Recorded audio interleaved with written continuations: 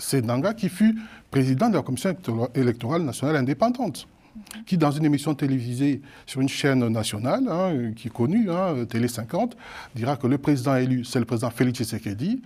Il n'y a plus à discuter. Ceux qui ne sont pas contents, ils n'ont qu'à attendre les prochaines élections en 2028. Et quelques temps après, il passe à la rébellion. Quel est le point de bascule?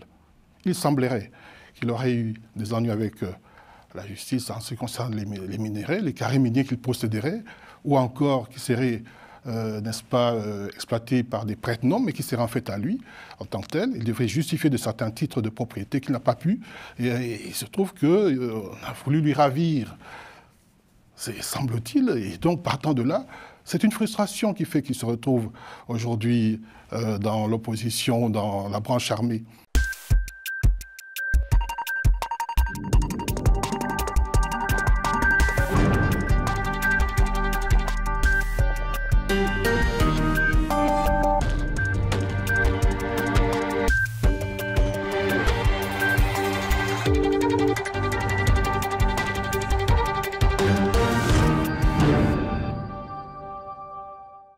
Bonsoir à tous, bienvenue dans l'entretien du jour. Alors que la République démocratique du Congo traverse une crise sécuritaire sans précédent, marquée par la progression donc du groupe rebelle M23, interrogeons-nous aujourd'hui sur l'avenir de la RDC face à ces crises politiques mais également socio-économiques en présence du professeur politologue congolais Jean-Francis Mbala. Bonsoir.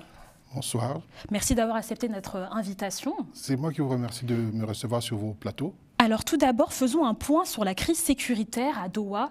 Des négociations entre le gouvernement congolais et le mouvement armé AFC M23 se sont poursuivies par médiation bien sûr interposée. Chaque camp demande donc ses exigences. On a d'un côté le gouvernement congolais qui demande un cessez-le-feu immédiat et un retrait des troupes, tandis que l'AFC M23 demande des conditions un peu plus strictes, notamment avec les déclarations politiques fortes de Kinshasa et de ensuite lever des poursuites contre ses dirigeants. Monsieur Mbala, vous, en tant que politologue, que pensez-vous de cette situation? Est-ce que là, on ne se dirigerait pas vers un accord possible donc, entre le gouvernement congolais et le FC M23? Très bien.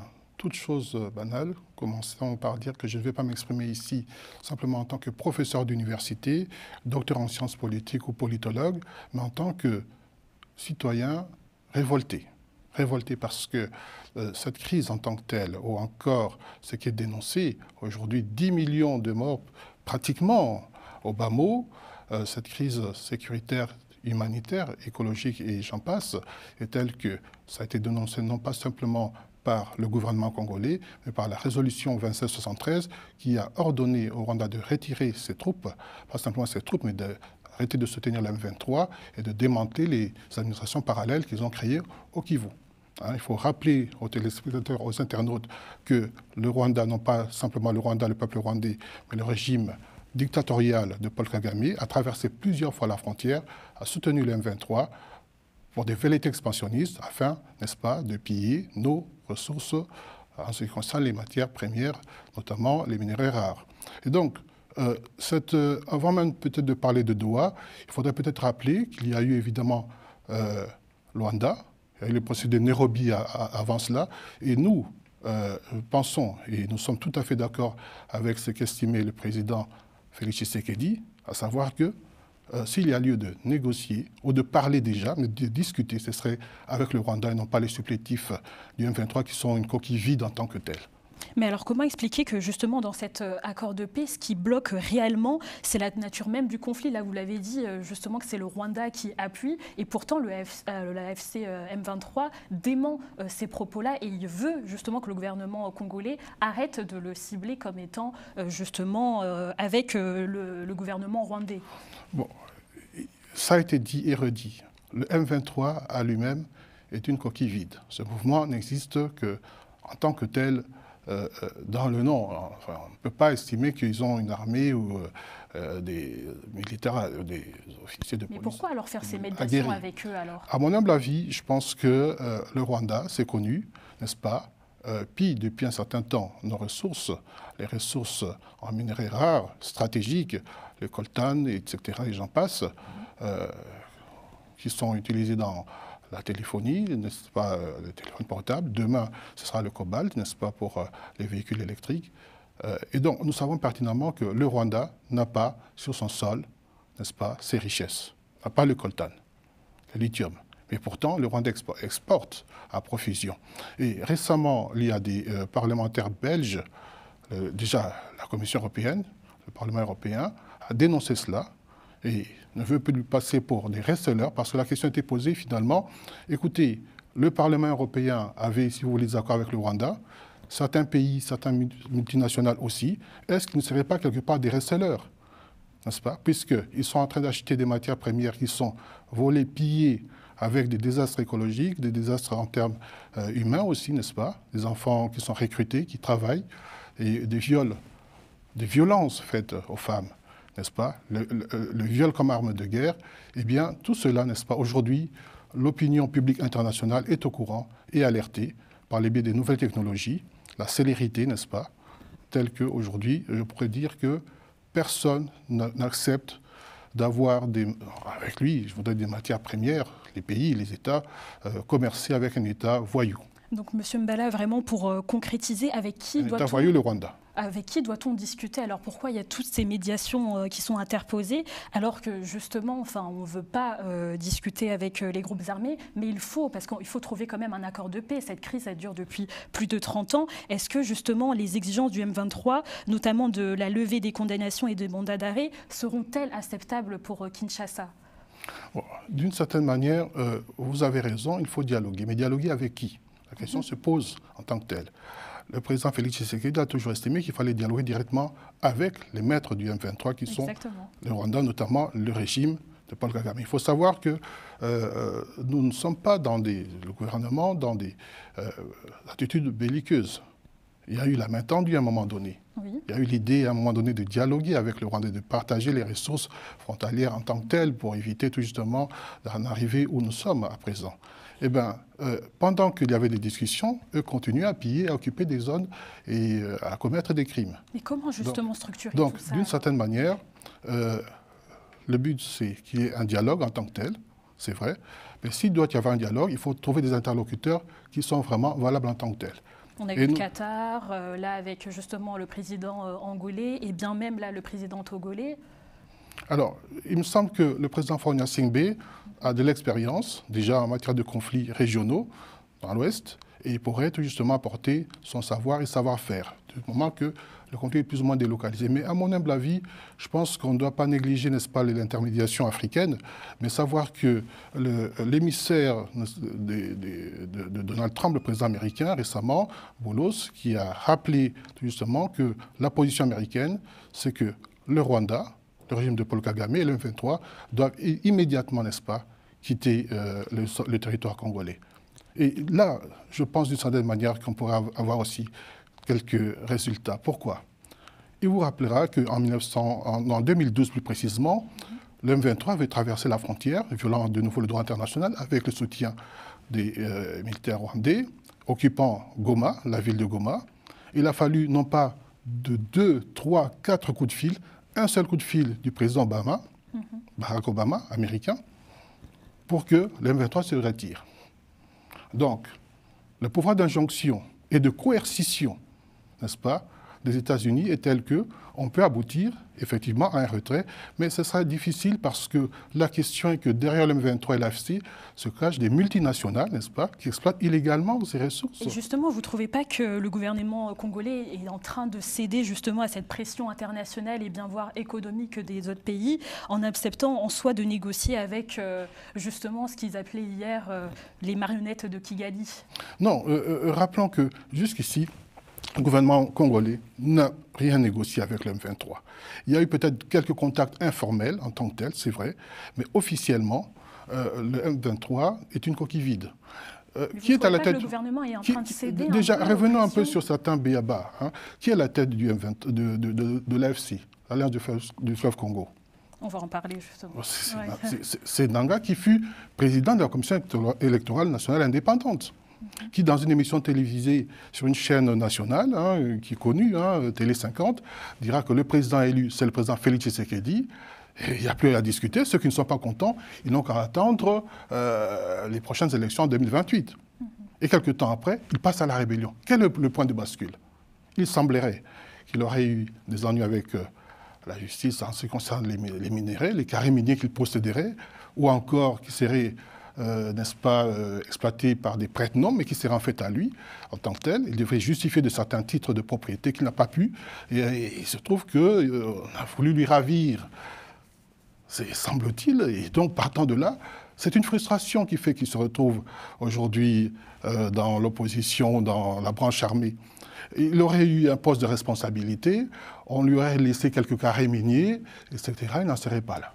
Et à ce stade, comment voyez-vous la situation, vous, en tant que politologue? Est-ce que vous ne voyez pas justement des risques d'échec avec ces médiations Qatar, justement angolaises et là bientôt togolaises? Est-ce qu'on peut parler du risque d'échec? Oui et non.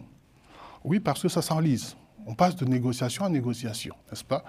Non, parce que jusqu'à preuve du contraire, en tant que tel, le M23 et l'AFC a arrêté sa progression vers Kisangani et vers le Katanga. Ils n'osent même pas parce que le président Félix Tshisekedi était récemment, n'est-ce pas, au Katanga. On a vu la liesse populaire aussi, le soutien en tant que tel. Vous savez, j'ai la nette impression que les conseillers, n'est-ce pas, de Nanga, et même du M23 en tant que tel, devraient repartir sur les bancs de l'école.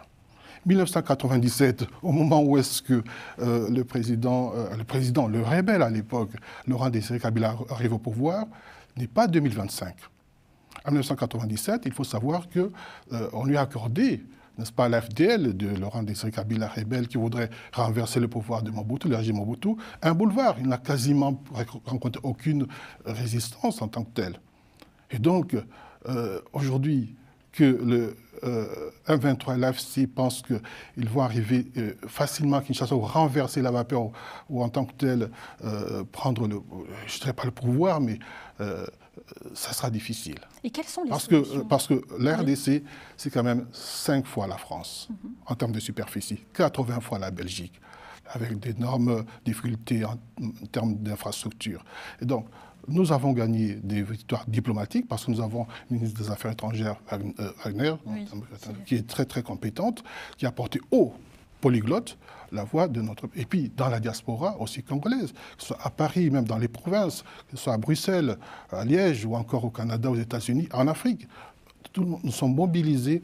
Et vous voyez la différence, c'est qu'en 2025, ce qui se passe à tel endroit de la planète est connu du monde entier à la vitesse grand V par le biais des nouvelles technologies de l'information et de la communication. Et donc, d'une certaine manière, ces violences répétées, violences faites sur les femmes, des viols systématiques et à répétition comme armes de guerre, les enfants soldats, les tueries, les massacres de population en tant que tels, et sont connus du monde entier. Il y a eu un rapport récemment encore, il y a eu le Conseil de sécurité qui a condamné cela. C'est pour dire simplement qu'aujourd'hui, en 2025, tout le monde est au courant de ce qui se passe en RD Congo. Et personne ne voudrait porter la responsabilité de reseller. Nous avons aujourd'hui des téléphones portables, des ordinateurs, mais il y a des matières comme le lithium, il y a le coltan, qui servent tout justement à la fabrication de ces outils. Avant, nous ne savions pas. Maintenant, du moment que nous savons, nous devons dénoncer. Si nous ne dénonçons pas, nous sommes complices. Même les internautes, les téléspectateurs devraient tout justement se désolidariser et taper du poing sur la table pour dire stop. En tant que tel, si vous voulez, rappelons qui est un reseller. Une personne vole un produit, un bien. D'autres, sans acheter, acquièrent ce bien. Ils le savent, mais ils ne le dénoncent pas. Ce sont des resellers. Donc c'est pourquoi le Parlement européen a dit stop. Il y a des députés belges qui sont montés au créneau, allemands, d'origine congolaise, même ici en France. Et je pense que la diaspora a été très, très mobilisée à Paris. Et ça a fait ici à Paris, beaucoup d'échos. Et en parlant des receleurs dont vous parlez, en disant que justement il y avait une sorte de « on vend mais on ne dit rien », le président Félix Tshisekedi a suspendu les activités du parti de l'ex-président Joseph Kabila, le PPRD, en l'accusant justement d'activisme avéré et de silence justement complice face au M23. Vous voulez, par rapport à cette déclaration et par rapport à cette prise de position, qu'a voulu justement démontrer Félix Tshisekedi en suspendant ses activités? Tout d'abord, ce n'est pas Félix Tshisekedi, il est président de la République. Le gouvernement congolais. C'est l'exécutif, n'est-ce pas? Et donc, en tant que tel, c'est le gouvernement, plus précisément, qui a mené cette action. Mais replantons un peu les décors. Rappelons que le président Joseph Kabila, n'est-ce pas, procède à une passation pacifique du pouvoir en 2018. Et donc, depuis là, il s'est très peu exprimé. Et on a vu en lui une stature d'homme d'État, n'est-ce pas? Son était taiseux d'une certaine manière. Mais brusquement, il a commencé à prendre la parole, n'est-ce pas, pour dire ce qui se passe à RD Congo n'est pas normal. Et il est revenu à Goma aussi également. Et semble-t-il qu'il serait revenu à Goma. Il ne s'est pas exprimé. Son côté taiseux, tout justement, lui porte préjudice parce que le PPRD dit qu'il n'y était pas. RFI et d'autres médias internationaux ont affirmé, ils ont leurs sources. Donc même si on ne l'a pas vu physiquement, on sait qu'il était là d'une certaine manière. Donc, ce que je voudrais dire ici, ce n'est pas bien compliqué. C'est qu'il doit être du bon côté de l'histoire. Ce qui choque d'une certaine manière, en tant qu'ancien président de la République, dès qu'il avait pris la parole, n'est-ce pas, par rapport aux médias, il aurait dû déjà dénoncer ce qui se passe à Goma, à Bukavu. Il a accusé le président d'être commanditaire du M23. D'une certaine manière, quand on accuse, il faut apporter des preuves. Mais là, nous savons pertinemment que beaucoup d'anciens cadres, n'est-ce pas, de la majorité de Joseph Kabila ont rejoint le M23 et l'AFC. S'il y a des frustrations, je pense que ça doit s'exprimer en interne et non pas faire appel au Rwanda. Nous savons que ce sont des supplétifs. Et en faisant ça, vous ne trouvez pas que le gouvernement congolais a fait, cherché un peu à régler un conflit politique beaucoup plus personnel que cela? Non, on ne peut pas parler de personnalisation du conflit. La question est que, certes... De chercher peut-être, pourquoi pas, à évincer Joseph Kabila, justement. Certes, il y a des choses à déplorer, n'est-ce pas?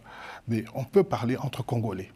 Dès lors que nous savons que le Rwanda est derrière cela, et disons bien, pas le peuple rwandais, mais le régime dictatorial de Paul Kagame, n'est-ce pas?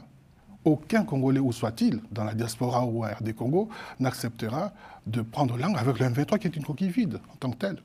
Ça a été condamné. Est-ce que vous pensez que c'est nous ou ce sont les Congolais qui ont estimé qu'il y avait violation des droits de l'homme? Non, ce sont des Global Witness. C'est par exemple le Conseil de sécurité qui l'a aussi dénoncé récemment. Ce sont des associations des droits de l'homme ici en France et ailleurs. Donc d'une certaine manière, il me semble qu'il faille maintenant parler des sanctions. Comment vont appliquer ces sanctions décidées par la résolution 2773, concrètement, pour amener le M23 et le Rwanda se retirer du Congo? C'est ça la question. Vous avez dit justement qu'il fallait régler ça entre Congolais. Là, le président Félix Tshisekedi, pour le coup, cherche cette unité nationale en faisant des consultants en vue de la formation donc, de ce gouvernement d'union nationale, comme il est dit, qui est censé mobiliser toutes les composantes politiques et sociales autour d'une réponse commune face aux défis actuels, que ce soit socio-économiques, mais beaucoup plus sécuritaires. Pourquoi elle met du temps à être mise, du temps à être mise en place, étant donné que l'annonce a été faite en mois de mars, là on est avril? Est-ce que c'est justement parce que l'opposition a appelé au boycott et que cela a fait que la consultation a mis du temps à venir? Comment vous voyez cette situation vers ce futur gouvernement national? Est-ce qu'il sera établi même?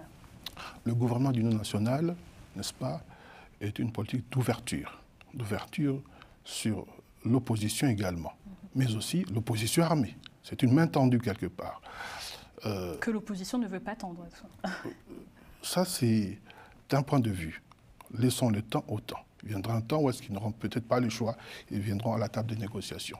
Mais dans l'immédiat, le gouvernement d'union nationale, c'est l'idée de consulter toutes les couches vives de la nation, le gouvernement, l'opposition, la société civile, et j'en passe, et même la diaspora, pour voir comment est-ce que, n'est-ce pas, on peut rectifier le tir et travailler ensemble, et surtout sauver, parce que ce qui est en jeu aujourd'hui, la maison brûle, c'est de ne pas, n'est-ce pas, prendre des positions belliqueuses, mais de se réunir pour sauver l'intégrité territoriale contre ce qu'on pourrait appeler l'agression du Rwanda. Alors, le M23 ne coupera pas le cordon ombilical avec le Rwanda, nous le savons, mais nous estimons que ceux qui, aujourd'hui, sont en contact avec l'AFC, ou encore, par exemple, vous parlez du président Joseph Kabila, il devrait se dossier. C'est un ancien président de la République, président honoraire. Donc, être assez clair, être clair, qu'il n'est pas avec le Rwanda. Il dénonce tout justement les exactions commises sur la population dans le Nord Kivu et le Sud Kivu. Il a même été invité de faire partie justement de ce gouvernement. Donc il y a des connivences, il y a des silences coupables d'une certaine manière. Et partant de là, ce gouvernement d'union nationale, n'est-ce pas, à mon humble avis, ce n'est pas tout de consulter, il faudra trier. Il ne faudrait pas simplement qu'il y ait une répétition, on prend les mêmes erreurs et commence. Justement, pour vous, quels seront un peu les profils des acteurs parmi les 4 catégories qui sont concernées pour ce futur gouvernement? Écoutez, ça relève du pouvoir discrétionnaire du chef de l'État. Certains seront reconduits de par leurs compétences, mais il faudrait éviter de reproduire les mêmes erreurs. Nous avons quand même des ministres comme des Affaires étrangères, Wagner, nous avons des comme Jean-Pierre Liaou de la fonction publique. Ou encore, un retour de ministre des Finances Kazadi serait possible? Je vais vous répondre. Je suis très proche de la dynamique Guilé Niembo, qui est vice-premier ministre, ministre en charge du plan, qui fait un travail remarquable. Voilà une personnalité qui n'est pas dans la démonstration dans les médias en tant que telle, mais sur le terrain, on voit qu'il fait un travail remarquable. Et donc, nous travaillons à rendre visible, palpable, la vision du chef de l'État. Et donc, nous avons du potentiel et nous avons des députés nationaux, nous représentons une force aujourd'hui, demain aussi, nous avons des valeurs. Notre valeur, c'est la bonne gouvernance. Maintenant, pour parler du député, ou plutôt du ministre, ancien ministre des Finances, je pense qu'il faut respecter la présomption d'innocence. Dès lors que la justice a estimé qu'il n'était pas plus ou moins concernés. C'est vrai que l'opinion publique, la rumeur tue avant même que la justice soit rendue. Doit-il revenir? Là aussi, pouvoir de discrétion du chef de l'État. Mais le chef de l'État doit tenir compte de l'opinion publique. Moi, je vous parlais de l'opinion publique congolaise, mais je voudrais revenir, passer un peu du coq à l'âne sur l'opinion publique internationale. C'est que chaque Congolais, chaque citoyen, chaque humaniste, chaque frères et sœurs à travers l'humanité, qui défendent des valeurs de liberté, d'égalité, de fraternité, qui sont appelés à réunir ce qui est épars, qui sont appelés à faire évoluer le monde vers le bien, n'est-ce pas, doivent d'une certaine manière dénoncer par tous les moyens que ce soit ce qui se passe à RD Congo. Vous trouvez qu'elle sera aboutie, du coup, cette union nationale, étant donné que l'opposition tend à la boycotter? C'est vrai que les consultations, parce qu'il y a eu des consultations préalables avant que soit déterminé, en fait, qu'on apporte ce rapport au chef de l'État, pour ce gouvernement national, la voie reste ouverte, la porte reste entrouverte pour l'opposition, même armée. Je voudrais dire qu'aujourd'hui, si il se trouve que le M23 se désolidarise du Rwanda, ce qui est peu probable, n'est-ce pas?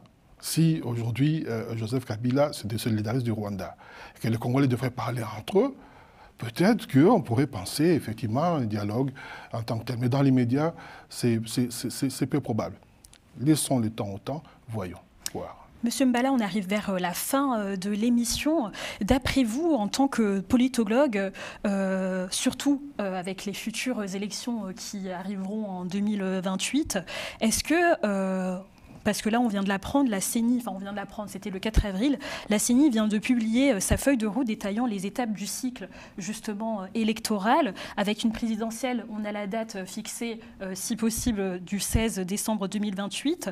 Mais ce calendrier, pour vous, est-il réaliste avec les conséquences, justement, économiques et surtout d'enrôlement? Est-ce que vous pensez que des élections seront peut-être bien prévues en décembre 2028?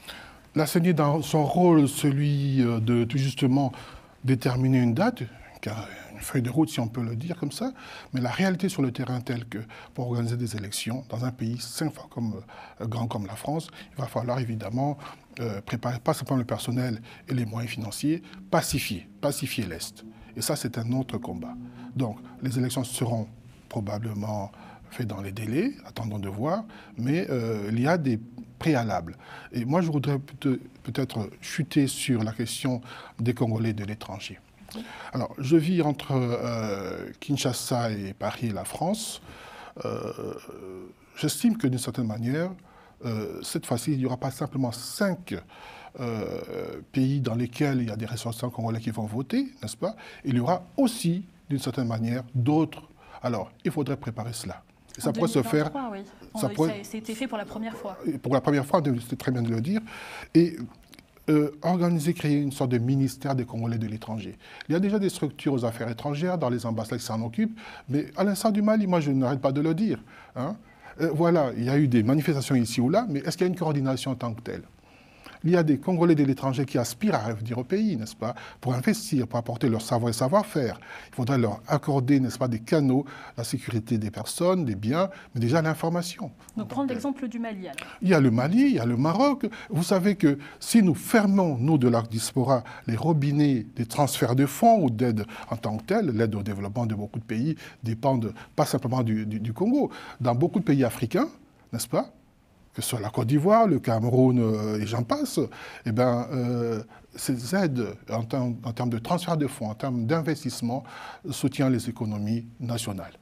Et donc, on pourrait évidemment canaliser cela. Et vous pensez que la diaspora pourrait justement être amenée à voter? Parce que là, en 2023, comme on l'a dit, c'était la première fois, il y a eu 5300 votants pour justement 11 000 enrôlés. C'est très peu. Est-ce que là, pour 2028, on peut s'attendre à une hausse si il y aura une hausse. Il y a une hausse. Il y a eu un problème d'information à la base. Et en tant que tel, les ambassades ont fait leur travail. Mais par quels canaux sont-elles passées? Raison pour laquelle je parle d'un ministère des Congolais de l'étranger, qui apporterait la bonne information.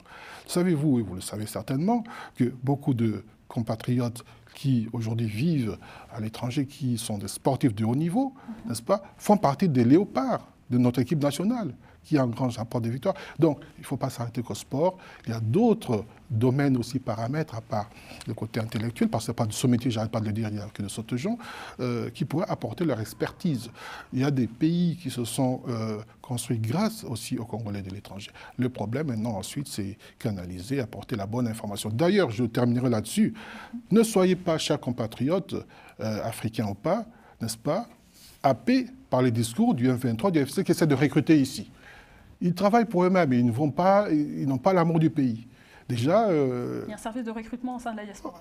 Non, il y a l'AFC essaie d'essayer de fausses informations, de fausses allégations, disant rejoignez-nous pour faire partie. Le problème, ce n'est pas tellement le fédéralisme, ce n'est pas non plus un côté unitaire, ce n'est pas faire le président Félix Tshisekedi. Aujourd'hui, le problème, c'est le Congolais lui-même d'abord. Il faut être du bon côté de l'histoire. Nous avons choisi d'être du bon côté de l'histoire, que ce soit à la dynamique de Lenyembo ou encore en tant que Congolais tout simplement, en soutenant le président Félix Tshisekedi. Pourquoi? Parce que ceux qui ne sont pas contents, n'est-ce pas, ils attendent les prochaines élections. Et les prochaines élections, tout au plus, ils peuvent ensuite se présenter et puis demander est-ce qu'il y a des observateurs internationaux. Ça se passe dans la transparence. Merci beaucoup, jeune Francis Bala, de votre analyse. Vous êtes donc politologue congolais et professeur. Merci à tous de nous avoir retrouvés. C'est moi qui vous remercie pour votre accueil. Merci. On se retrouve très prochainement pour un entretien du jour sur Global Africa Télé Sud.